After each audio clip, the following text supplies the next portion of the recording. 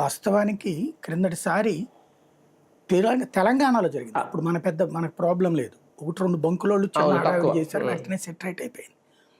తెలంగాణలో 2-3 డేస్ జరిగింది. ఎప్పుడైనా సరే మనకు ఉండేటటువంటి ఒక సమస్య ఏంటంటే పెట్రోల్ ధరలు రేపటి నుంచి పెరుగుతాయి అనగానే ఇవాళే బంకుల్లో ఫుల్గా జనం క్యూలో నుంచుంటారు. ట్యాంక్ ఫుల్ ఎంత అవుతుంది?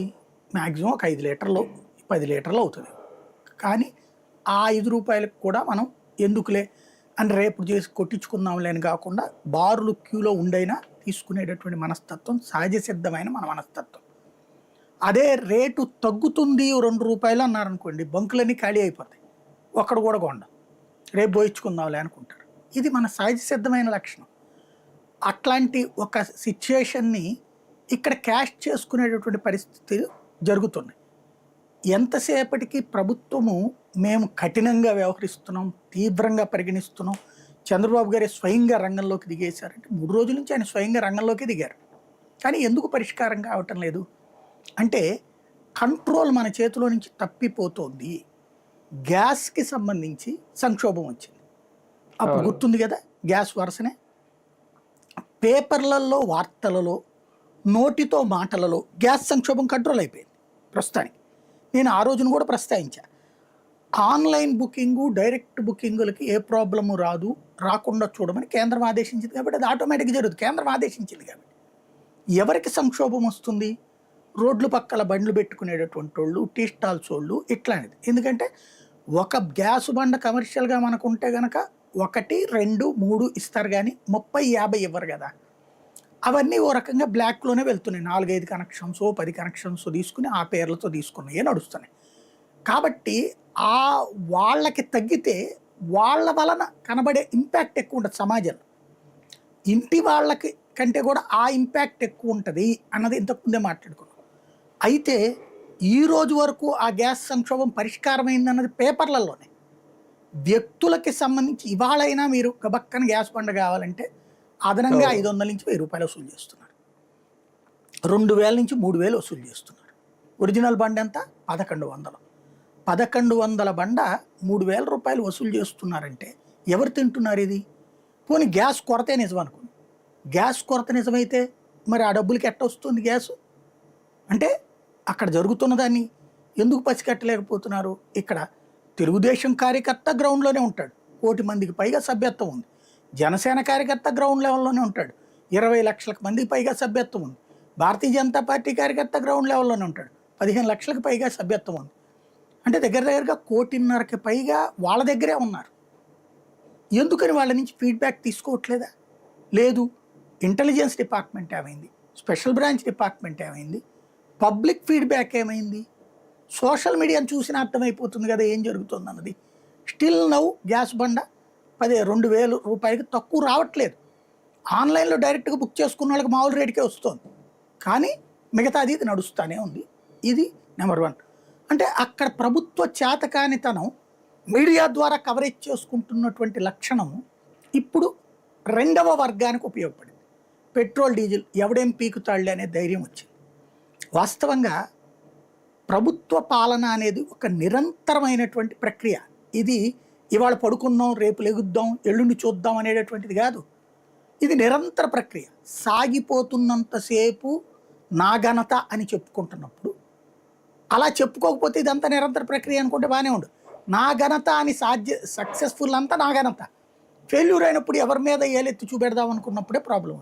ఇప్పుడు ప్రాబ్లం ఏమొస్తుందంటే ఒరిజినల్గా జరిగినటువంటి పరిణామం మొన్న హైదరాబాద్లో, తెలంగాణలో వచ్చింది కదా ఈ పెట్రోల్ డీజిల్ కొరత. 2-3 రోజులు హడావిడి, ఆ తర్వాత సెటరేట్ అయింది.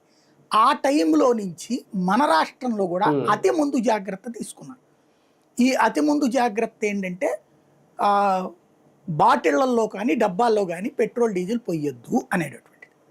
ఎందుకంటే నేను మొన్న చూసా, బండిలో పెట్రోల్ పోయించుకోవడానికి వెళ్తేను ఒక అతను సార్ ఒక్క నిమిషం అండి, మీ అంటే మనం బండిలో పెట్రోల్ పోసేటప్పుడు ఇట్లా పెడతారు కదా ఇది పంపు, నాది పోయించేసుకున్నాక సార్ ఒక్క నిమిషం ఏంటంటే ఆ బంక్ అతను కూడా చెప్తున్నాడు, ఒక అతనికి బండి ఆగిపోయింది సార్ దారిలో, బాటిల్లో పోయకూడదని మాకు రూలు అని చెప్పేసి నా బండిలో ఆ సీట్ కిందకు ఉంటుంది కదా ఖాళీగా, దాంట్లో బాటిల్ పెట్టించి అందులో పోస్తున్నాడు. అంటే ఏంటి, అదేమి అమ్ముకోవడానికి కాదు, అది అతనికి అవసరం. బయట ఎక్కడో స్ట్రక్ అయిపోయింది అతని బండి, అక్కడికి ఆ బండిని ఆ దగ్గరలో బంకు లేదు, పోయించుకోవాలంటే ఇక బాటిల్ తెచ్చుకున్నాడు అనమాట. ఇక్కడ ఈ సీటు మధ్యలో పెట్టి, సీట్లో పెట్టి, అంటే చూసే వాళ్ళకి దాంట్లో పోసినట్టే ఉంటది కదా ఈ వీటిలో స్కూటీల్లో వచ్చేటప్పటికి, అట్లా పోసి పెట్టాడు. సరే పోనీ అన్నటువంటిది అనుకుంటాం. ఈ పరిస్థితి నేను అప్పుడే ఒక వీడియో కూడా పోస్ట్ చేశాను, ఇదే తప్పు, కరెక్ట్ కాదు ఇది, దీన్ని మానిటరింగ్ చేసుకోండి ఎందుకు జరుగుతున్నదో అన్నటువంటి. పట్టించుకునేవాడు ఎవడు ఉండడు, ఒక నెగిటివ్ కాన్షియస్నెస్, రెండవది అలర్ట్నెస్ ఉండదు, ఒక వ్యతిరేక భావజాలాన్ని సృష్టించుకునే మనస్తత్వాలు ఉన్నప్పుడు వర్కౌట్ కాదు, పట్టించుకోలేదు. ఇప్పుడు ఏమవుతున్నది, పంటలు నాట్లేసే టైము, కొన్ని చోట్ల కోతలు కోసే టైములు, మిర్చి లాంటి కోతలు కోస్తారు, వరి లాంటి ఇంక కొన్ని రోజుల్లో పోతే పోస్తుంటారు. ఇక్కడ ఏమవుతున్నది, డీజిల్ అవసరం ఉంటుంది ప్రతి ఒక్కళ్ళకి కూడా, పంపుకి వాటర్ కొట్టాలి. మామిడి కాయలే ఉన్నాయి అనుకోండి, మామిడి చెట్లకు వాటర్ పెట్టాలి ఈ టైంలో, బాగా కాపు చేతికి వస్తుంది కదా కాయ, ఈ టైంలో నీళ్లు పెట్టాలి. అట్లాగే వివిధ రకాల పంటలకు నీళ్లు పెట్టాల్సి వస్తుంది. నీళ్లు ఇదేమో ఎండాకాలం కదా, మండుటెండ, భూమి ఎక్కువ వాటర్ కోరుకుంటుంది. ఈ టైంలో డీజిల్ కావాలి, ఇది మోటార్ నడవాలని. వాళ్ళు డబ్బాలు పట్టుకుని వస్తే డీజిల్ పొయ్యమని చెప్తున్నారు. అదేమంటే లూజ్ స్టాక్ ఉంటుంది సహజంగా, అనుకోండి యుద్ధం కదా అందుకని నేను అంటాను మాకేం రాలేదు ఏం చేయమంటావు అనేస్తాడు. ప్రపంచ సూత్రాలని వీళ్ళు చెప్పేస్తారు. ఇది రాజుగారి నోట్ల నుంచి తాటాకు పడితే తాడి చెట్టు పడిపోయిందన్న సామెత ఉంది కదా, ఈ స్ప్రెడ్ గత వారం రోజుల నుంచి బిగినాయి, వారం 10 రోజుల నుంచి. దీనికి తోడు ఇంకొక ప్రచారం ఏం జరిగింది, 29తో లాస్ట్ ఎలక్షన్ బెంగాల్, అదైపోగానే ధరలు పెరిగిపోతాయి అంట అన్నటువంటి ఇంకో ప్రచారం జరిగింది. దాన్ని కేంద్రం 100 సార్లు ఖండించినా ఇక్కడ జనం నమ్మట్ల.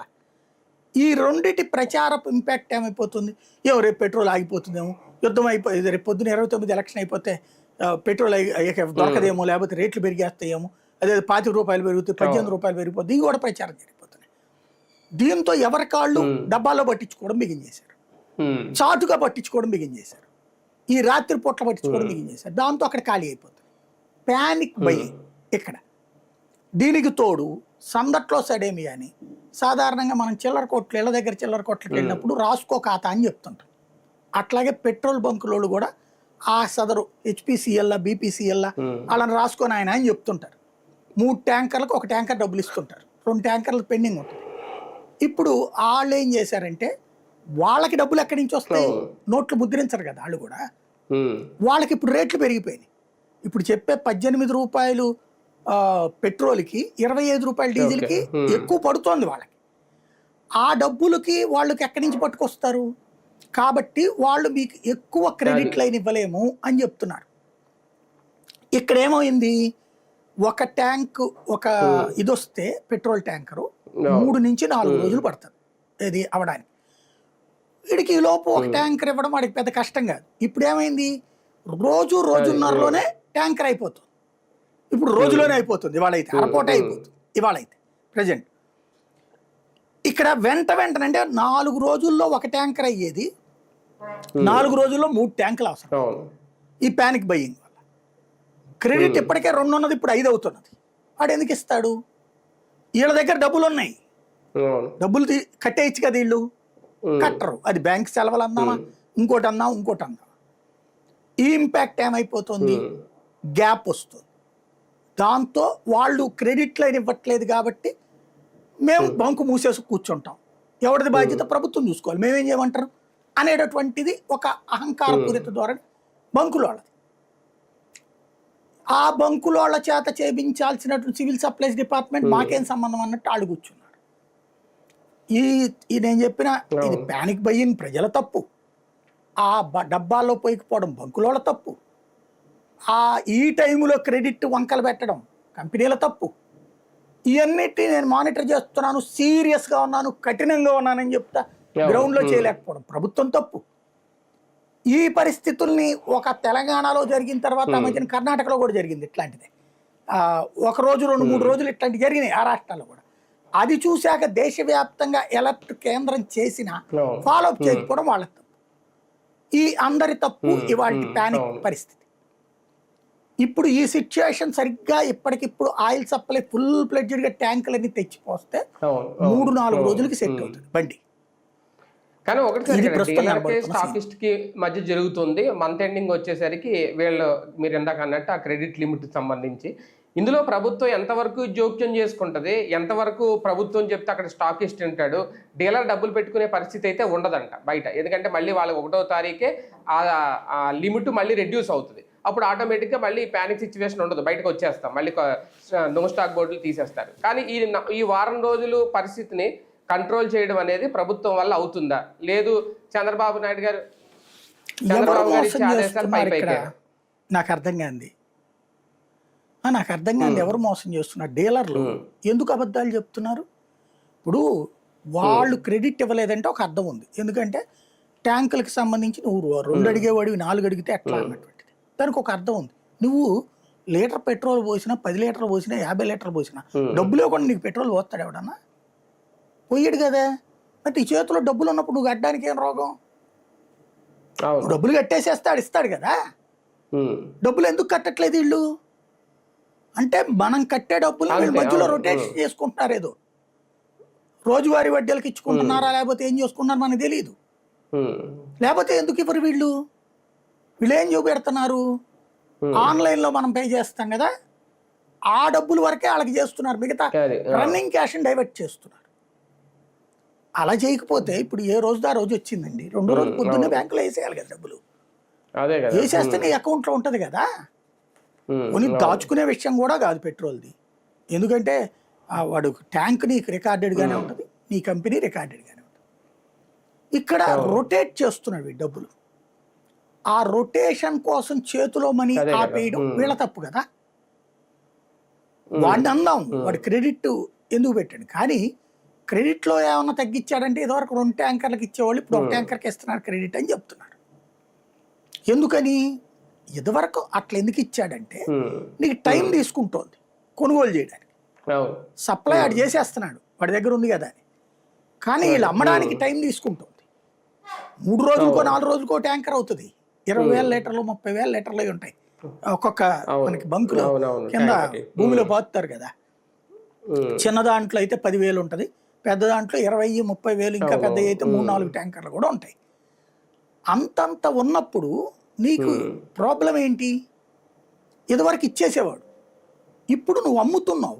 అమ్మినప్పుడు ఇవ్వడానికే మరి. ఇప్పుడు ఏదైతే తాళ్ళు కట్టేసిన ప్రతి బంకు వాడి చేతిలో క్యాష్ ఉంది, ఎందుకు కట్టట్లా? అది సమస్య ఇక్కడ. కావాలని జరుగుతుంది. కానీ ఇక అంటే దీన్ని ఇప్పుడు కనుక సెటరేట్ చేయకపోతే ప్రతి నెలాఖరున ఇదే పరిస్థితి చూడాలా? ఇక ఇప్పటికి ఇది సెకండ్ టైం, ఇది 2వ నెల. ఇది అంటే నెలాఖరి సిచ్యుయేషన్ ఏం కాదండి. ఇది ఇప్పుడు 3-4 25 తారీఖు నుంచి స్టార్ట్ అవుతుంది సార్, 23-24 నుంచి స్టార్ట్ అవుతుంది. ఇప్పుడు మనకి ఎలా ఉంటుందంటే సమస్యని ఉద్యమాలు చేస్తే పట్టించుకోవట్లేదు పబ్లిక్. కాబట్టి పబ్లిక్కి నొప్పి తెలిసేలా చేస్తే ప్రభుత్వాలు దారికి వస్తాయి అన్నది వీళ్ళ తెలివితేటలు, అసోసియేషన్ వాళ్ళు తెలివితేటలు. నెలాఖరికైనా ఇదేమన్నా జీతాల? నెలాఖరి అయితే డబ్బులు లేకపోవడానికి. పెట్రోల్ బంకుకు పోతే కొట్టించే పెట్రోల్కి నెలాఖరైంది నాకు తెలియక అడుగుతాను. మనం ఏమన్నా బంకుకి వెళ్తే పెట్రోల్ రాసుకోవాలి అంటే రాసుకుంటాడే అంటాడు. వాడికి మరి నెలాఖరైంది నాకు అర్థం కాల. అంటే ఈ నెల అంతా రొటేట్ చేసుకుంటాడు. మంత్లీ ఇచ్చి లిమిట్ అయిపోతుంది ముందే, 10 రోజుల ముందే. అక్కడ వాళ్ళ క్రెడిట్ లిమిట్ వాడు పెంచడం, డబ్బులు పెట్టి తెచ్చుకోరు. అది కాదండి నాకు తెలియక అడుగుతాను. నెలకి ఎంత ఇచ్చాడు, అమ్మేశారు. నువ్వు ఈ లోపు అమ్మేశావు, నీ దగ్గర డబ్బులు 20 రోజులకి అయిపోతుంది సార్. ఆ 10 రోజులు ఇబ్బంది పడాల్సి వస్తుంది. అయిపోయింది, డబ్బులు నీ దగ్గర ఉన్నాయిగా. అవును, ఈ డబ్బులు ఉన్నాయిగా, కట్టేయి. డబ్బులు లేవు కాబట్టి ఇదివరకు నీకు నెలవారీ ఇచ్చాడండి. డబ్బులు వచ్చేసినాయి కదా నీ దగ్గర, వచ్చినా నువ్వు ఎందుకు కట్టమంటున్నా నేను? నువ్వు అప్పుడు కట్టేస్తే అయిపోతుంది కదా 20 రోజులకి. ఇదివరకు నువ్వు అడిగిన దానికి ఒక అర్థం ఉంది. నా దగ్గర సరుకు ఉందయ్యా, అమ్మలేదు నేను, అందుకని నువ్వు నా క్రెడిట్లు అయినని చెప్పావు, బాగుంది, ఒప్పుకుంటాను నేను కూడా. ఇప్పుడు అమ్మేసి చేతిలో డబ్బులు ఉన్నప్పుడు కట్టేయడానికి ఏం బాధ? అంటే నెలంతా రొటేట్ చేసుకోవాలి ఇతను. నెలంతా ఎక్కడో వడ్డీలకి రావాల్సిన క్లారిటీ కొరత బంకుల్లో అంతే. అయితే ఇందులో ప్రభుత్వ ఇన్వాల్వ్మెంట్ ఎంత క్లియర్ చేయగలుగుతుందా? కోఆర్డినేట్ చేయాల్సిన ప్రభుత్వం గాడి తప్పింది, ముందస్తు సమాచారం అందుకోవడంలో విఫలమైంది. ఇక్కడ సాకు చెప్పడానికి లేకుండా పోయింది. కేంద్రంలో ఉన్నది ఎన్డీఏ, రాష్ట్రంలో ఉంది ఎన్డీఏ. కేంద్రం మీదకు తోసేయడానికి లేదు. ఒకవేళ క్రెడిట్ లైన్ ప్రాబ్లం ఉంటే మన మంత్రి ఆ మంత్రితో మాట్లాడాలి కదా. ముఖ్యమంత్రి ఇక్కడ సీరియస్ అవ్వడం కాకుండా అక్కడ సీరియస్ అవ్వాలి కదా. అక్కడ కొంచెం నవ్వుతూ అడిగినా చెప్తారు కదా, వెంటనే పరిష్కరిస్తారు కదా. ఆ పూరి గారు అని మినిస్టర్ గారు ఉన్నారు, ఆయన వెంటనే పూరి కోరెట్టేస్తాడు. మనకి ఏంటి ప్రాబ్లం? సమస్య మనం కోఆర్డినేట్ చేయలేదు, ఇది ఏముందిలే అనే టైప్లో ఉన్నాం. ఇప్పుడు సీరియస్ అయింది కాబట్టి ఆయన కూడా సీరియస్ అయ్యారు. పేపర్లో వార్త ఇప్పుడు 2 రోజులు గట్టాక పరిష్కారం అదిగో బాబు గారు చెప్పబట్టి అయిపోయింది. ఇందులో చిన్న గేమ్ కూడా ఉంటుంది. ఆ మధ్యలో నాదెళ్ల మనోహర్కి జాత కాలేదు, బాబు గారు ఇన్వాల్వ్ అవ్వాలి అని చెప్తారు. ఇదో కొత్త క్రెడిట్ యాడ్ అవుతుందేమో, పెట్రోల్ కొరత తీర్చిన చంద్రబాబు నాయుడు గారు. అంటే ముందు వాత పెట్టి ఆ పైన ఆయింట్మెంట్ రాసి, ఇదిగో చూసావు ఆయింట్మెంట్ రాసినోడు గొప్పోడు అంటారు తప్పించి వాత పెట్టింది వాళ్ళేం చెప్పలేదు. ఇక్కడ స్పెషాలిటీ యుద్ధానికి సంబంధించిన సంబంధం ఉంది. యుద్ధ భయం. పెట్రోల్ డీజిల్ కొరత మనకి రావడానికి వీల్లేదు. గ్యాస్కి కొరత వస్తుంది. మనం ఇంతకుముందు కూడా మాట్లాడుకున్నాం. ఎందుకంటే మనం 24 to 25% ఖతార్ మీద డిపెండ్ అవుతాం. యూరప్ దేశాలన్నీ ఇప్పుడు ఖతార్ దగ్గరే ఉంటున్నాయి కాబట్టి ఖతార్కి సప్లై చేసే పొజిషన్లో తక్కువ ఉంది. దానికి తోడు అరబ్ దేశాలలో ఉన్నటువంటి గ్యాస్ నిక్షేపాలను వీళ్ళు నాశనం చేశారు. ఇరాన్లో ఉన్నటువంటి దాన్ని ఇజ్రాయెల్ నాశనం చేసింది. కారణంగా సప్లై ప్రాబ్లం ఉంది కాబట్టి వేరే దేశాల నుంచి తెప్పించుకుంటున్నాం కాబట్టి కొంత ప్రాబ్లం గ్యాస్ వస్తుంది అన్నది మనం ఇంతకుముందు కూడా మాట్లాడుకున్నాం. పెట్రోల్ డీజిల్కి ప్రాబ్లమే లేదు, ఎందుకంటే రష్యా నుండి కుప్పల తెప్పలు వస్తుంది. రేట్ ఎక్కువ తీసుకుంటున్నాడు ఆడు కూడా, మన దగ్గర కూడా నో డౌట్. కానీ మనకి గ్యాస్ ఇదే పెట్రోల్ డీజిల్ ఇస్తానే ఉన్నాడు, వాడిస్తున్నాడు. అరబ్ దేశాలు ఇస్తున్నాయి పెట్రోల్ డీజిల్కి. అంటే ఎలాంటి ప్రాబ్లం లేదు. సప్లై నుంచి వచ్చే ఇంధనం కూడా కాస్తంత తగ్గింది ఇంతకు ముందుతో పోలిస్తే. రష్యా ఆ స్థాయిలో సప్లై చేయకపోవడం వల్ల కూడా కాస్తంత కొరత ఏర్పడుతుంది అనేది అవుతుందా? అవన్నీ మనోళ్ళు అల్లేటటువంటిది. బేసిక్గా అయితే ఎంత తగ్గుతుందో అంతకంటే ఎక్కువే సప్లై చేస్తుంది. తాజా నివేదిక కూడా అదే చెప్తుంది. రష్యా నుండి ఆయిల్ విపరీతంగా కొంటుంది భారతదేశం అన్నట్టు. దాదాపు 40-50% కొంటున్నాం మనం. అంటే ఈ ప్యానిక్ బయింగ్ క్రియేట్ చేసేవాళ్ళు సృష్టించేటటువంటి సమస్య, లేదా పార్టీలకి తాబేదారులుగా వ్యవహరించేటటువంటి వాళ్ళు తమ పార్టీకి ప్రాబ్లం రాకుండా మాట్లాడేటటువంటి మాటలయ్యి. ప్రభుత్వం చెప్పానండి ఆ మొక్క మనకి ఇందువల్ల రావట్లేదని, అది చెప్తే గందరగోళం అయిపోతుంది దేశం అంతా. చూద్దాం. ప్రస్తుతం ఆంధ్రప్రదేశ్ రాష్ట్రంలో అయితే పెట్రోల్ కొరత అయితే తీవ్రంగానే కనిపిస్తుంది. దాదాపు ఒక 70% బంకుల్లో నో స్టాక్ బోర్డులు కనిపిస్తున్నాయి. ప్రభుత్వం సీరియస్గా స్పందించింది కాబట్టి రేపటి నుంచి ఒక 2 రోజుల్లో ఆ కొరత పూర్తిగా లేకుండా చేస్తారా, నో స్టాక్ బోర్డులు తీసేస్తారా? ప్రజలైతే ప్యానిక్ అవుతున్నారు. ఆ ప్యానిక్ వల్ల కూడా కొరత అనేది ఇంకా బాగా పెరుగుతుందా ఒకసారి ప్రజలు కూడా ఆలోచించుకోవాలి.